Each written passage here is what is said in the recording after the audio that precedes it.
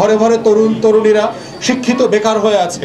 আমরা সরকারকে বলছি ক্ষুদ্র ঋণের দেওয়ার মাধ্যমে সুদবিহীন ঋণ দিতে হবে। বাংলাদেশে এখন দেখবেন যে 24-এর গণ অভ্যুত্থান পরবর্তী অনেক টেনশন চলছে যে আসলে বাংলাদেশে এখন কি হওয়া উচিত। অল্প সংস্কার হওয়া উচিত, বেশি সংস্কার হওয়া উচিত, তাড়াতাড়ি নির্বাচন দেওয়া উচিত, বিচার করা দরকার।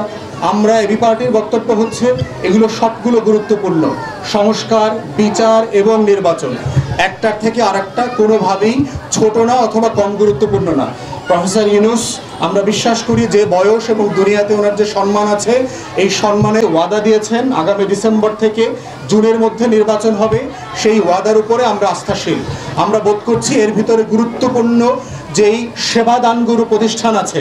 যমুনা ইলেকট্রনিক্স ঈদে ডাবল খুশি অফার সিজন 3, যে কোনো পণ্য কিনলেই পাচ্ছেন নিশ্চিত ঈদ উপহার। হাসপাতাল থেকে শুরু করে সরকারি প্রতিষ্ঠানগুলোর সংস্কার যতটুকু করা সম্ভব সেগুলোর উদ্যোগ নেওয়া দরকার এবং সংস্কার করা দরকার।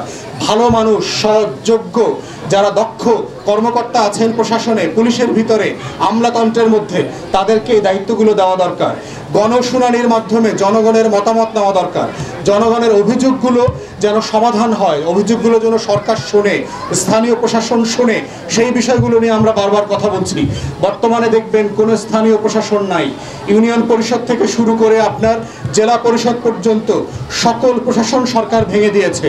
তাই আমরা বারবার দাবি করেছি স্থানীয় প্রশাসনে যারা ফ্যাসিবাদ বিরোধী আন্দোলনে ছিল, যারা আওয়ামী বিরোধী ছিল, যারা গণতন্ত্রের পক্ষের শক্তি ছিল, তাদেরকে প্রশাসক হিসাবে নিয়োগ দিয়ে দায়িত্ব পালন করার সুযোগ দেওয়া দরকার। কারণ টোটাল যে সার্ভিস সিস্টেম আছে, সেবার যে একটা ক্ষেত্র আছে, এই সেবাটা ভেঙে পড়েছে।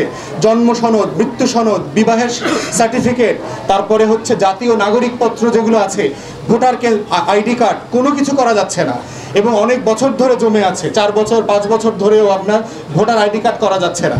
তাই আমরা বোধ করছি এই সংস্কারগুলোর মধ্য দিয়েই হচ্ছে আমরা ধীরে ধীরে যে ডেডলাইন আছে নির্বাচনের, এই ডেডলাইনের দিকে এগিয়ে যাব।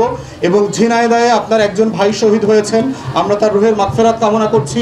যারা লড়াইতে ছিল, আহত হয়েছে, তাদের পুনর্বাসন, তাদের চিকিৎসা, ক্ষতিপূরণের দাবি জানাচ্ছি এবং অন্তর্বর্তীকালীন সরকারকে বলছি যে বাংলাদেশের নাগরিকদের জীবন, তার ভোগান্তিকে দূর করে রাষ্ট্রটাকে যত আরামদায়ক করা যায় সেইটার ব্যবস্থা আপনারা করবেন। চুয়াডাঙ্গা আর একটা সমস্যা হচ্ছে মাদকের সমস্যা, আর একটা সমস্যা হচ্ছে বেকারত্বের সমস্যা। ঘরে ঘরে তরুণ তরুণীরা শিক্ষিত বেকার হয়ে আছে। আমরা সরকারকে বলছি ক্ষুদ্র ঋণের দেওয়ার মাধ্যমে সুদবিহীন ঋণ দিতে হবে। কৃষককে এবং তরুণ তরুণীদেরকে প্রশিক্ষণ দিতে হবে, দিয়ে তাদের কর্মসংস্থানের ব্যবস্থা করতে হবে। যেই টাকাটা তারা আয় উপার্জন করে আস্তে আস্তে ফিরিয়ে দেবে। কর্মসংস্থান সম্মানজনকভাবে দিতে পারলে পরেই আমাদের তরুণ তরুণীরা, ছেলেমেয়েরা বিতর্কিত কোনো কাজের মধ্যে যাবে না, তারা ড্রাগের মধ্যে যাবে না, কোনো বাজে কাজে জড়াবে না এবং তারা কর্মসংস্থানের মধ্য দিয়ে রাষ্ট্রকে কর দেবে এবং এইভাবেই তারা সম্মানজনক জীবন জীবিকা আয়োজন করে রাষ্ট্রকে অবদান রাখতে পারবে।